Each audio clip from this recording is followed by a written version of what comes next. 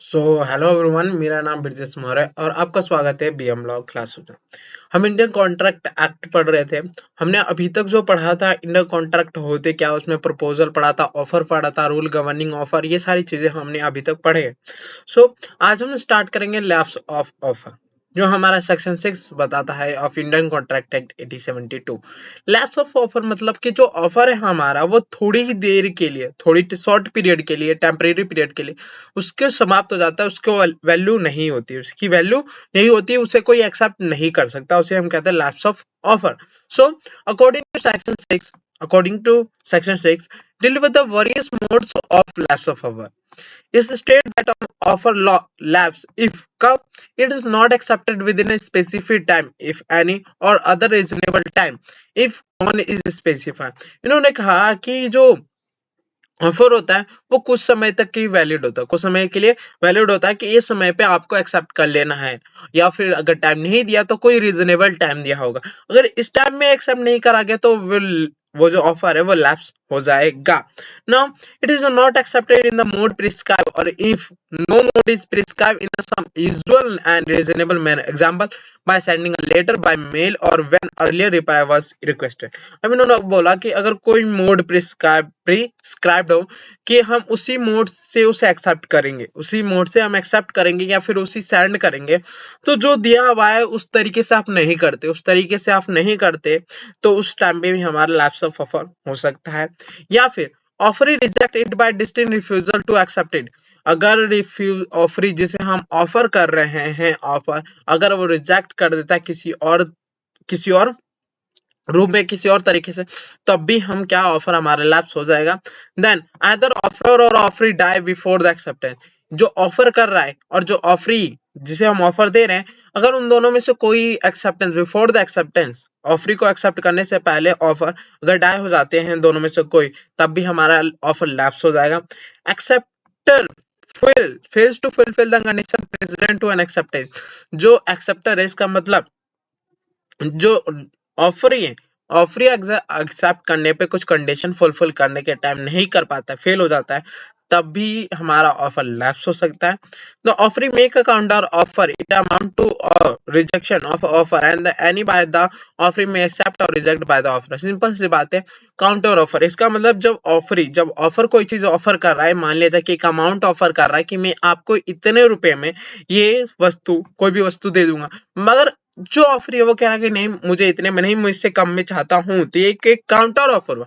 जब counter offer आता है तब भी हमारा एक ऑफर लैप्स हो सकता है। So according to section 6 of Indian contract है, ये सारे ऑफर, ये सारे मोड से जहां हमारा एक ऑफर लैप्स हो सकता है। नाउ अब बात करते हैं revocation of offer bye the offer.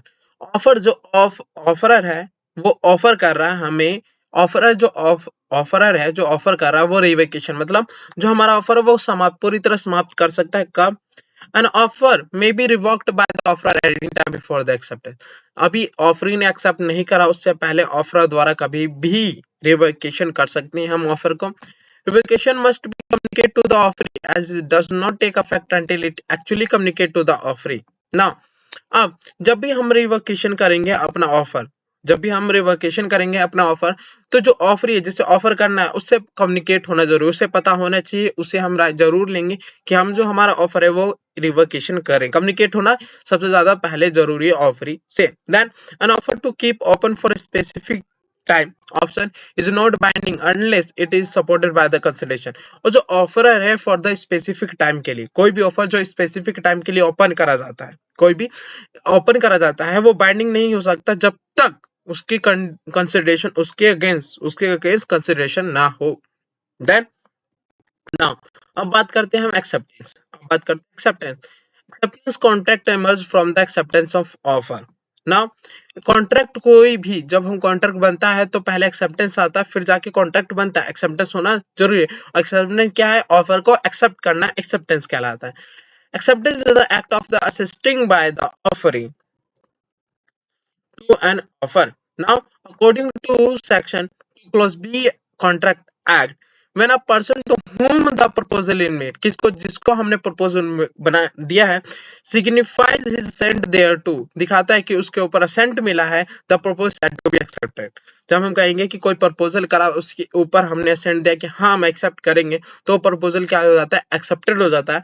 A proposal as when accepted become the promise। Simple। Now rule governing officer, जब हम एक्सेप्टेंस करते हैं तो कुछ रूल होंगे जो गवर्न करते हैं एक्सेप्टेंस को, तभी कहा जाएगा कि जो रूल है हमारा एक्सेप्टेंस है वो सही तरीके से एक्सेप्ट करा गया है ना। सो एक्सेप्टेंस में be express that is the by word, spoken, written और imply from the conduct of the party. जो एक्सेप्टेंस है वो एक्सप्रेस में हो सकता है, जैसे आप बोल के कर सकते हो, रिटर्न में भी बोल सकते हैं, implied from the conduct of party, या फिर कोई ऐसा आप काम करे जिससे लगे कि आपने जो ऑफर है वो एक्सेप्ट कर लिया है। तो ये होगा, हमें क्या करना है, स्पोकन, हमें एक्सेप्टेंस जो है हमें भी एक्सप्रेस में होना चाहिए, स्पोकन जैसे रिटर्न होना चाहिए, या फिर implied from the conduct of the party. ना if the particular method of acceptance is prescribe, if particular method of the acceptance is prescribed, the offer must be accepted in a prescribed manner। अगर कोई offer acceptance करने के लिए कोई method दिया हो कि आपको इस तरीके से एक्सेप्ट करना है कोई भी ऑफर, तो उसी तरीके से करना है, उसी तरीके से आपको जो ऑफर है वो एक्सेप्ट करना है। Acceptance must be unqualified and absolute and must be corresponding with the all term of offer। acceptance must be unqualified absolute, सही होना चाहिए, उस पर कोई कंडीशन हो तो पता होनी चाहिए, ऐसी चीजें होनी चाहिए एक एक्सेप्टेंस में। Now a counter offer a conditional acceptance operation as a rejection of offer and the cause it to be lapse. कोई भी अगर काउंटर ऑफर कंडीशनल एक्सेप्टेंस है तो वो चीजें एक ऑफर को एक्सेप्ट रिजेक्शन कर सकती है और लैप्स कर सकते हैं। जैसे हम यहाँ पर एग्जांपल दिया है, where a horse is offer for the 1000 and the offer counter offer 9990 rupees, the offer lapse by rejection। Now अब बात करते हैं, acceptance must be communicated to the offerer।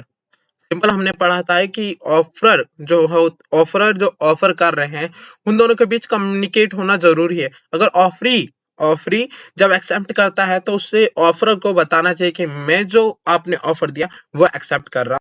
The acceptance has complete the movement in the communication। Now silence on the part of the offeree does not amount to acceptance। जहां पे अगर केवल बोल दिया जाए, जैसे बोला जाता है कि इसके चुप्पी में ही हाँ है, इसके चुप्पी में, जैसे कोई अगर आप किसी से पूछ रहे हैं, अगर वो गलती करा है नहीं बताता है, गलती करा हो या ना करा हो मगर चुपचाप शांत बैठा होता है, तो हम कह देते हैं ये चुप है, इसका मतलब इसने करा है, वो गलती करी है। तो मेरे साइलेंस ये नहीं बताता है कि उसने वो ऑफर एक्सेप्ट ही कर लिया हो। यहाँ पे यही बोला गया है, मेरे साइलेंस, केवल साइलेंस ही part of offeree does not amount accept. जैसे हम ऑफर कर रहे हैं, अगर ऑफरी है अगर वो कुछ नहीं बोलता तो हम ये नहीं मानेंगे कि इसने ये ऑफर एक्सेप्ट कर लिया है। नाउ अब बात करेंगे, if offer is one which is to be accepted by the being acted upon, no communication of consent to the offer is necessary unless communication is stipulated for the offer itself। अगर कोई act करा जा रहा है upon the acceptance तो हम मान लेंगे कि वो ऑफर एक्सेप्ट करा गया है, जब तक उस ऑफर में लिखा ना होगी कम्युनिकेशन जरूरी है। Now acceptance must be given within a reasonable time and before the lapse or revoked an offer become irrevocable by the acceptance। Now चलते हैं, जब कोई भी ऑफर ओवर द टेलीफोन करा जा रहा है, कोई भी, जैसे मैंने किसी को फोन करा, मैंने कोई ऑफर दिया, उन्होंने एक्सेप्ट कर लिया, तो ये क्या ऑफर है, ओवर द टेलीफोन है। सो contract over the telephone and regarded to the same in principle as those negotiable by the party in the actual presence of each other। Now in both cases an oral offer is made and the oral acceptance is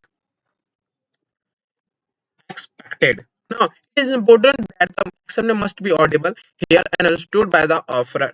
If the during the conversation telephone line go dead then the offerer does not hear the offeree's word of the acceptance, there is no contact of the moment। Simple से बोला गया है कि जब हम over the telephone कोई भी contact बनाते हैं तो वो ऑडिबल होना चाहिए, मतलब सुनाई देना चाहिए, सही शब्दों में सही सुनाई देना चाहिए और सही तरीके से समझना होना चाहिए कि किस बात की, किस कॉन्टेक्ट के बारे में हम बात कर रहे हैं। और जब कन्वर्सेशन हो रही है दो लोगों के बीच, उसी टाइम फोन बंद हो जाता है आपका, नेटवर्क चला जाता है, किसी तरीके से आपकी लाइन को डेड हो जाती है, तो मान लिया जाएगा कि ऑफर एक्सेप्ट नहीं करा गया है। अब उसके आगे, if the whole conversation is repeated and the offerer heard and understand the word of acceptance, the contract is complete। अब मान लिया जाए कि जब उन्होंने लाइन गो डेड हो गई, तो मान लिया जाए कि फिर उन्होंने दोबारा कॉल करा और दोबारा बोला, सारे वर्ड सारी चीज समझाए, सही तरीके से बताया। तो जब उन्होंने सही तरीके से ना ऑडिबल हियर्ड अंडरस्टैंड करा, तब हम मान लेंगे कि वो कॉन्ट्रैक्ट कंप्लीट हो चुका है ना। अब बात करते हैं intention to create legal relation. जब भी कोई कॉन्ट्रैक्ट बनता है तो उसके बीच में लीगल रिलेशन जरूर होना चाहिए, लीगल रिलेशन होना चाहिए। जैसे कभी भी हमने पढ़ा था ऊपर कि कोई सोशल वर्क के बीच, अगर सोशल वर्क जैसे वॉक करना, फिर से कहीं डिनर पे ले जाना, कोई ऐसे छोटे मोटे प्रॉमिस है, इससे कभी भी लीगल रिलेशनशिप नहीं क्रिएट होता, लीगल रिलेशन नहीं क्रिएट होता। या फिर कोई भी डोमेस्टिक डोमेस्टिक जैसे हस्बैंड वाइफ हो, ये भी कभी भी क्रिएट लीगल रिलेशन नहीं कहलाते ना। अब वैसे से रिलेटेड हम पढ़ेंगे। The second essential element of the valid contract is there must be intention among the party।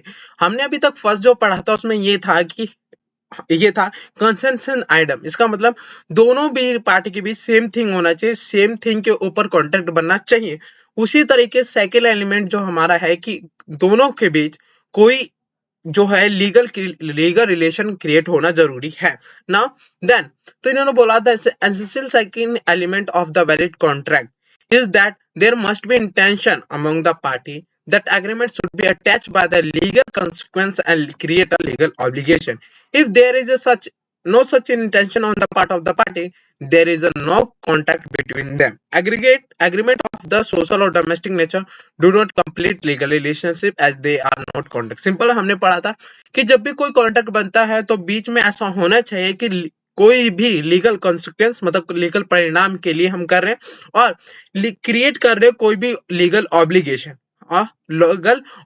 और क्रिएट हो रहा है लीगल रिलेशन। कभी भी यहाँ पे पढ़ा गया कि कभी भी कोई भी सोशल और डोमेस्टिक नेचर कभी भी कोई भी क्रिएट नहीं करता लीगल रिलेशनशिप, और ये भी कभी भी कॉन्ट्रैक्ट नहीं कहलाते ना। A proposal or offer is made with a view to obtain the assent to the other party, and when the other party expresses his willingness to act or abstains proposed, he accepts the offer and the contract made between the two। Simple, कोई भी proposal या भी कोई भी offer बनता है तो उसको देखा जाता है कि उसके ऊपर असेंट होना चाहिए किसी अदर पार्टी का, असेंट होना चाहिए अदर पार्टी का, और उसकी इच्छा होनी चाहिए उस कॉन्टेक्ट में इंटर करने की, उसकी इच्छा होनी चाहिए उस कॉन्टेक्ट में इंटर करने की, और जो सामने वाला ऑफर कर रहा है उसके ऊपर एक्ट करने की या फिर एक्सेप्टेंस ना लेने की। अगर वो एक्सेप्टेड करता है तो offer contract made between the two, but both the offer and accept must be made with the intention of create legal relation between the party। और वो जो ऑफर बनता है वो सिंपल सी बात यही होनी चाहिए कि जो भी ऑफर बनता है वो किसी भी इंटेंशन के संग होना चाहिए कि वो दोनों एक क्रिएट करे legal relation between the party. The test of intention is objective, the court seek to give effect the presumed intention of the party. Now, where necessary, the court would look into the conduct of the party, for much can be interpreted from the conduct। The court is not concerned with the mental intention of the party, rather what reasonable man would say was the intention of the party having regard to all circumstances। अगर आप किसी भी contact में enter कर रहे हो तो court मान लेगा कि आपने किसी लीगल रिलेशनशिप से ही क्रिएट करा, आप पहले से एक्सेप्ट करके चलेंगे। फॉर एग्जाम्पल यहाँ पे दिया हुआ है जैसे if two persons agree to assist each other by the rendering advice in the pursuit of virtue, science or art, it cannot be regarded as a contract। Now, in commercial and business agreement, the presumption is usually that party intend to create legal relationship। अगर कोई person जैसे आपस में कोई भी किसी के advice देने की बात कर रहे हैं किसी भी साइंस या आर्ट के लिए, तो हम नहीं मानेंगे कि वो कॉन्टेक्ट है। मगर कोई भी बिजनेस या कोई भी कॉमर्शियल के लिए किसी के संग एग्रीमेंट कर रहे हैं, कोई भी ऑफर कर रहा है, तो हम मान लेंगे कि ये दोनों इसीलिए ऑफर कर रहे हैं और इसी वजह से ये एक क्रिएट कर रहे हैं लीगल रिलेशन ना। एलिमेंट हमारा जो होगा वो होगा कंसिडरेशन, हमारा होगा कंसिडरेशन। भी कोई कॉन्ट्रैक्ट में एंटर करते हैं तो उसके अगेंस्ट में हमें कोई भी कंसिडरेशन मिलना चाहिए, कोई भी कंसिडरेशन मिलना चाहिए। जैसे यहाँ पे लिखा हुआ है, consideration is one of the essential element of the valid contract. The requirement of the consideration stem from the policy of extending the arm of the law to enforcement of the mutual promise of the party। Example यहाँ पे दिया हुआ है, अब मेरे promise is not enforceable at a law। कभी भी कोई promise करा हुआ enforceable नहीं होता law पे जब तक उसके संग consideration ना हो। Example, if a promise to make a gift of 500 to the B and subsequently change his mind, B cannot succeed against A for the breach of promise। Simple सी बात है, यहाँ पे कोई कंसिडरेशन है नहीं, एक तरफा, मतलब एक तरफ से केवल दिया गया, प्रॉमिस करा गया है कि वो गिफ्ट देंगे, वो गिफ्ट देंगे। इन्होंने ये नहीं बोला कि यहाँ पे इन्होंने बोला कि इसके अगेंस्ट में कंसिडरेशन मिलना है, इसलिए बी कभी भी अगेंस्ट नहीं कर सकता कोई भी केस अगेंस्ट ए ना, मगर B has not give anything in return because अब it is only when promise is made for something in return from the promisee that such promise can be enforceable against the law। The promise simple, अगर यहाँ पे कहा गया हो कि यहाँ पे ये हो कि if A promise to make a gift, यहाँ पे इन्होंने कहा कि मैं आपको कार बेचूंगा, आपको ही कार बेचूंगा, आपको ही कार बेचूंगा, और कार बेचने के अगेंस्ट में बी उन्हें पैसे दे रहे, मगर सब्सिक्वेंटली क्या हो गया कि ए का माइंड जो है वो चेंज हो जाता है कि वो सोचते हैं कि जो बी है उनसे ज्यादा कोई और पैसे देगा, तब बी क्या कर सकते हैं, स्यू कर सकते हैं अगेंस्ट ए, क्योंकि इन्होंने ब्रीच ऑफ प्रॉमिस करा। और यहाँ पे क्योंकि कंसिडरेशन की बात आ रही है तो यहाँ पे बी के पास वैलिड रीजन है और एनफोर्सेबल होगा, दैट इज प्रॉमिस, ये ही यहाँ पे चीज बोली गई है। Now sir Frederick Pollock has defined the consideration. किसने करा? Frederick Pollock. ये यहाँ वर्ड रखनी, किसने बोला? Frederick Pollock. As an act और फॉरबेरेंस ऑफ वन पार्टी और the promise thereof is the price for which the promise is other is bought. Simple बात है, दूसरे ने मांगा कोई प्राइस और सामने वाले ने पे करा या फिर पे करने की बात कर रहे हैं उसी किसी चीज के ऊपर, किसी एक्ट के ऊपर, कोई किसी चीज के ऊपर, तो हम उसे क्या बोलेंगे? कंसिडरेशन बोलेंगे। नाउ आगे चलते हैं। According to section 2 clause D of the Indian contract define the consideration. कौन सा सेक्शन डिफाइन करता है?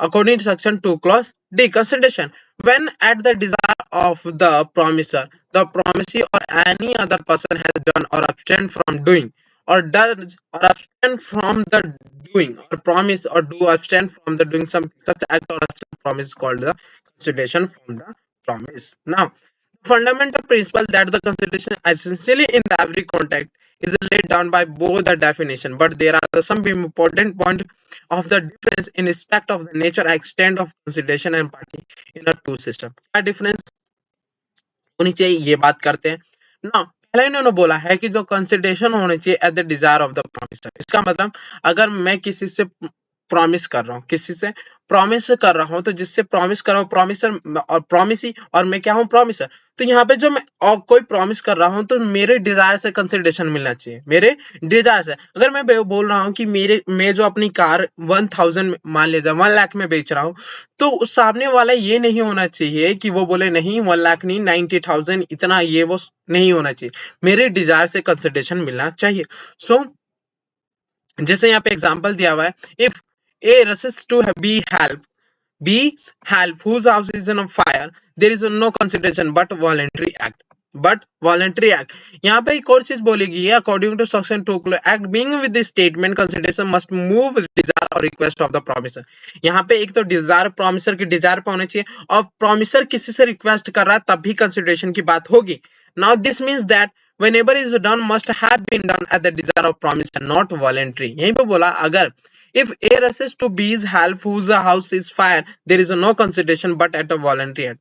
अगर मान लिया जाए A जो है वो B की हेल्प करता है, अगर आग लग गई बी के हाउस में, अगर फायर आग लगे तो ए आते हैं मदद करते हैं बी की, उनकी मर्जी होती है कि किसी की मदद कर देनी चाहिए। तो यहाँ पे कोई कंसिडरेशन देने की बी कभी भी कंसिडरेशन नहीं देंगे एक और, क्योंकि जो है वो अपने आप में ही काम करे, वॉलेंट्री अपनी मर्जी से काम करे। अब B if A goes to B's help at the request B's request। अगर B जाके बोलते हैं A को, B जाके बोलते हैं कि आप मेरी मदद करिए, आप मेरी मदद करिए, वो रिक्वेस्ट करते हैं A से, तो यहाँ पे क्या कंसिडरेशन जायज है? There is a good consideration and B did not wish to do that graciously। Now consideration may move from the promisee or any other person। Consideration move होनी चाहिए, ये नहीं कि प्रोमिसरी ही के पास होनी चाहिए, उनके पास से या फिर किसी और पास से प्रोमिसर को जानी चाहिए।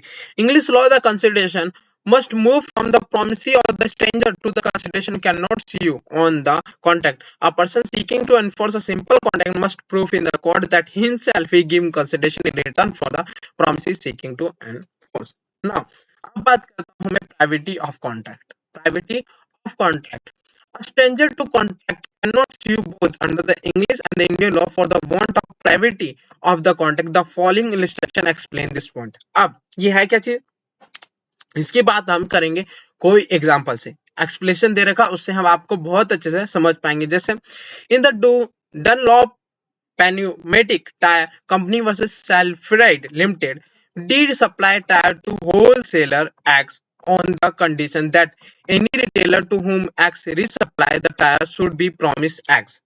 डी सप्लाई करा टायर को होलसेलर जो एक्स थे, ऑन द कंडीशन, उन्होंने कंडीशन लगाया कि that any retailer to whom, जिसको एक्स सप्लाई कर रहे हैं, resupply the tyre should be promise X, not to sell them the public below the DS list price. इन्होंने बोला कि अगर डी सप्लाई करे टायर को किसको कर रहे हैं? होलसेलर एक्स को। तो जब डी बोलेंगे कि आप अगर रीसप्लाई करते हैं तो आप जो हमने प्राइस दिए उससे, उस प्राइस के नीचे कि आप टायर कभी भी सप्लाई नहीं करेंगे, रीसप्लाई नहीं करेंगे, मतलब दूसरे को नहीं सप्लाई कर सकते। X supply to tyre as upon this condition but nevertheless as sold the tyre below the list price held. मगर उन्होंने ये कहा they held then there was a contact between D and X and the contact between X and S।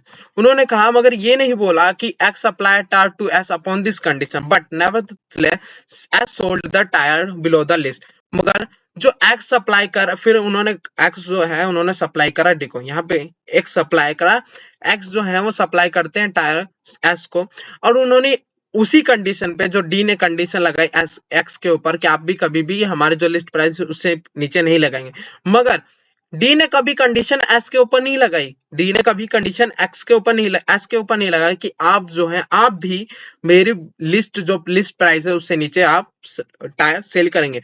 तो there was contact between D X and contact between X and S, therefore D could not obtain damage from the S as D has not give any condition for the S promise to X nor was the party to contact between a D and X। Simple यहाँ पे यही बोला गया है कि D कभी भी मना नहीं कर सकते could not obtain damage from the S, कभी भी एस से वो ऑब्टेन नहीं कर सकते दो डी का डैमेज हुआ है, क्योंकि इनसे नहीं बोला गया और डी और एस के बीच कभी भी एग्रीमेंट था ही नहीं, डी और एस के बीच कभी एग्रीमेंट नहीं था, क्योंकि डी ने हरदम किससे बोला? एक्स से बोला कि आप कभी भी हमारा टायर जो है हमारी लिस्ट प्राइस से नीचे नहीं बेचेंगे, as D has not given any consideration for as promise, और D ने कभी भी कोई भी कंडीशन नहीं दिया S की प्रॉमिस के लिए to X nor was the party to contact between D and X, और X भी कभी भी D और X के बीच में कॉन्टैक्ट नहीं था। सिंपल कि जो X जो है वो सेल तो करेंगे, मगर ये किसी को और को नहीं बोलना कि आप जो मेरी जो टायर है वो दूसरे को जब बेचेंगे तो उन्हें भी आपको बोलना है कि जो टायर लिस्ट प्राइस है वो कभी भी नीचे नहीं आनी चाहिए। That's why a person who is not a party to contract cannot sue upon it even though the contract is for his benefit। Simple, जो पार्टी जो कॉन्ट्रैक्ट में है ही नहीं वो किसी को स्यू नहीं कर सकता क्यों ना उसका कोई लॉस हुआ हो या फिर बेनिफिट हुआ। जैसे A who is in debt to B sell his property to C। ए कौन है? इंडेप्ट है बी के संग, उन्होंने अपनी प्रॉपर्टी किसको? सी को दे दी, and C purchase of property promises to pay off debt to B. In case C fails to pay B has no right to C for there is no privacy of contact between B and C। Simple. Now आज के लिए इतना ही काफी। अब हम पढ़ेंगे last में, next video में जो पढ़ेंगे हम kind of consideration, rule governing consideration ठीक है, आज के लिए इतना काफी, मिलते हैं नेक्स्ट वीडियो में। Thank you so much for watching this video.